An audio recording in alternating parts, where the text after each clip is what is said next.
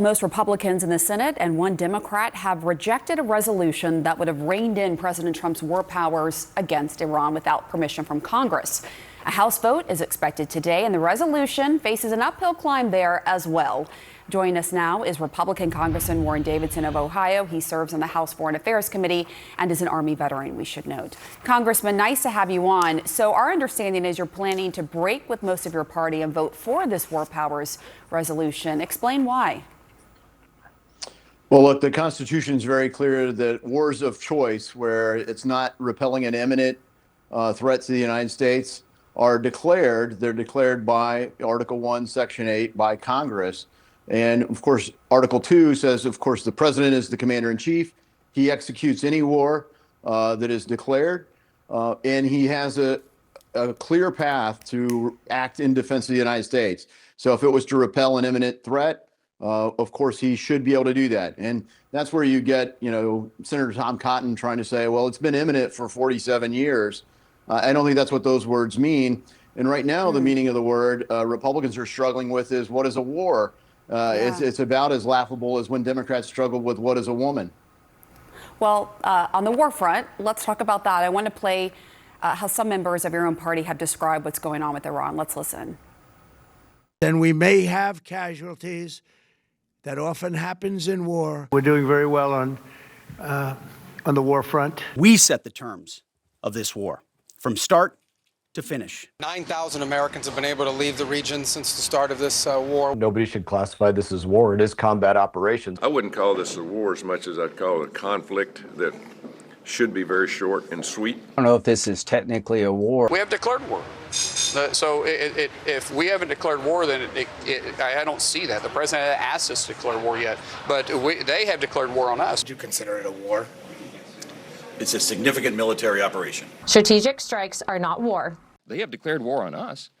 I don't believe in the semantics. We've talked about the language this morning. We're not at war right now. We're 4 days in to a very specific, clear mission, an operation. So to your point, Congressman, you have the administration, including the president, calling this war, and then you have Republicans in Congress not calling it that. Is the United States, in fact, at war with Iran? And if so, do you think politicians should be more explicit with their constituents, the American public, about that? Well, that's precisely why Congress is supposed to vote, right? Congress is supposed to have this debate so that when the country goes to war, you don't just find the military at war, the country's in it together. We responded in 3 days after 9/11 and gave a clear authorization for use of military force. It didn't say the words declare war. And part of the reason it was more open-ended and ambiguous there is you were going after transnational criminal organizations, terrorist groups, Al-Qaeda and their affiliates. And so here you're really truly focused on a nation state. I think it would be clean to have a declaration of war if the president felt that was the thing. We're not voting on that today. And I think it's right for the public to be, cautious about committing to another war. And they've put pressure on their representatives to give a vote. And I think whether you're for it or against it, Congress should vote. The war powers resolution that we're voting on today isn't even that. Just to follow up with you, do you see this as a war? Yeah, it's clearly a war. I think everyone thinks it's laughable, and it's the same. Like it's most people. Apparently only if you lean to the right, you can differentiate between men and women. But most people know that this is a war. It's an act of war. And if it's an act of war for Iran to attack us and now they're at war with us, I think it's pretty clear when you take out the leader of their country and the top 40 or so other leaders in his team, it was an act of war. It was meant to be an act of war, and we shouldn't shirk from calling it what it is.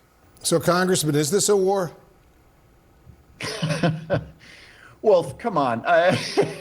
It's a laughable question, right? And in your montage there, of course, you've got the executive branch, the Secretary of State, the president, and others saying it's a war, and members of Congress saying it's not a war. Why are they saying that? They're saying that because they took a passing glance at the United States Constitution before they promised to uphold and support it, that the Constitution is very clear that the Congress gets to declare war. That's why you have Republicans saying like, oh, it's not a war. And look, anybody who's studied any history knows the experience of Vietnam. There was no declaration of war in Vietnam either. It was called a police action. You know, Vladimir Putin right now says that he's running a special military operation.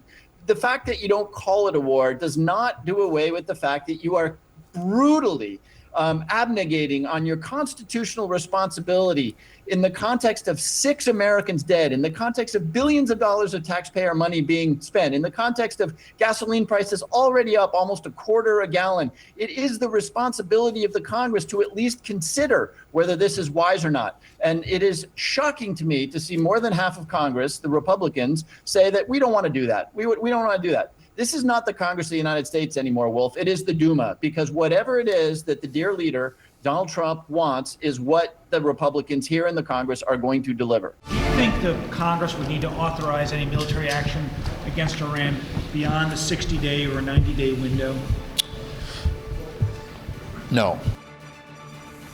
Senate Republicans showing no appetite for checking President Trump's war powers. On Wednesday, they went on the record in support of the war in Iran by rejecting a bipartisan war powers resolution. The vote was 53-47. Kentucky's Rand Paul is the only Republican who voted with Democrats to rein in the president. Now, one Democrat, John Fetterman of Pennsylvania, voted with Republicans. I'm open to a better opportunity for more peace and prosperity for the Iranian people, for more security that Israel deserves. So that's the point. And this was not an illegal war based on terms of what the War Powers Act is. Today, representatives in the House get to go on the record when they vote on the war powers measure. Joining me now in the group chat, Aaron Blake, CNN senior political reporter, Mike Dubke, former Trump White House communications director, and David Sanger, CNN political and national security analyst. Gentlemen, I wanted to talk about this because we don't necessarily think these votes were going to pass. That suddenly in the middle of strikes, lawmakers would say, actually, you went too far. However, when I look back at the vote 2001 for Afghanistan, 1 no vote. 2002, 23 no votes in the Senate. These records get remembered of where you were in a moment. That is a big decision for the country. So what's at stake for lawmakers? Well, and I'd also point out that we had similar votes on the military action in Venezuela, and we actually saw more crossover where Republicans were more willing to check the president's war powers in that case. I think when you're talking about Iran, this is an issue where the party is much more hawkish. They're much more on the president's side. But I don't necessarily think that means the party is sanguine about where this is headed right now. And you saw that in some of the comments from members who wound up voting against this measure. The moderates like Susan Collins, Todd Young from Indiana, they basically said, I don't want to check the president on this right now, but that doesn't mean they don't have concerns about where this could be headed. And it's probably because some of the polling. When I look at the poll that we did earlier this week, the opinion of the U.S. airstrikes against Iran among U.S. adults, right now it's 59% disapprove. Also, when we break that down by sort of Republicans, independents, Democrats, as always, I tend to look at the independence number, and I see that disapproval number at 68%. So they do have to answer to constituents soon. They do. And this vote was really more about November of 2026, I think, than it was about what has been happening over the last week. So this was a messaging vote. I think the Democrats really were desperate to get Republicans and others on the record so that they can use this in the next midterm elections. Yeah. But I think I have an example of that, actually. Let me just play one. It'll help your point. Democratic Senator John Hickenlooper of Colorado, him talking about Trump's motivations. Every strike, every military escalation, every headline is a distraction. It pulls our attention overseas from the urgent economic struggles that Americans face at home. It distracts from the hard, less glamorous work it takes to make life more affordable for the American people. Iran is only the latest in a long line of distractions. Following up on this, because I heard a similar argument from Andrew Schultz on his podcast. Yeah. So there's kind of like a range of people who look at this and say, what is the U.S.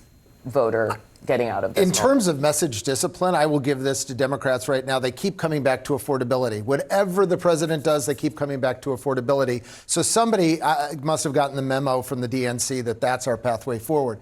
But specifically on this War Powers Act and this vote, this is being set up. If this action in Iran goes terribly wrong for the president, they're going to get off affordability and they're going to talk about the unchecked powers of the White House. So that's where we're headed with this one. I want to play for you, David, the Israeli President Herzog, who was on CBS, and he was asked about making the case, and I believe the anchor said, because this is not a popular war, and let's see if we have that. I understand it's not a popular war in America, because, usually people do not know the intricacies of the war, and they also compare it to previous and other wars. This is a unique war. Well, all wars are unique wars. But if we just pull the politics out of this for a moment, which I realize is virtually impossible in Washington or any place else, what was the War Powers Act enacted to do? It came out in 1973.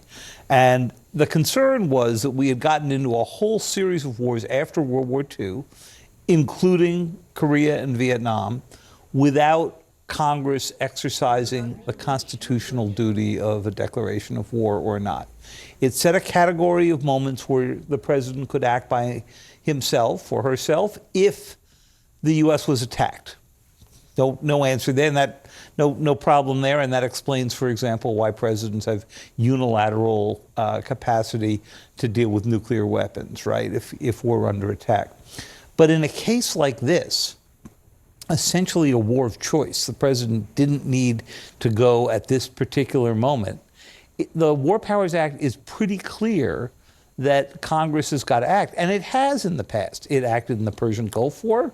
Iraq and Afghanistan wasn't a formal declaration of war, but it was an authorization to use military force. With this vote, everybody who votes no on this, separate from the politics, is basically saying we are willing to go cede that congressional power. And that strikes me as a little bit strange, because it's not something in the Senate they usually want to do, which is give up their own capacity and power. That is their one lever here. Although if people look at the last couple of months, whether it's tariffs, whether it's a variety of things, it does not seem this is a Congress that is interested in taking back its power.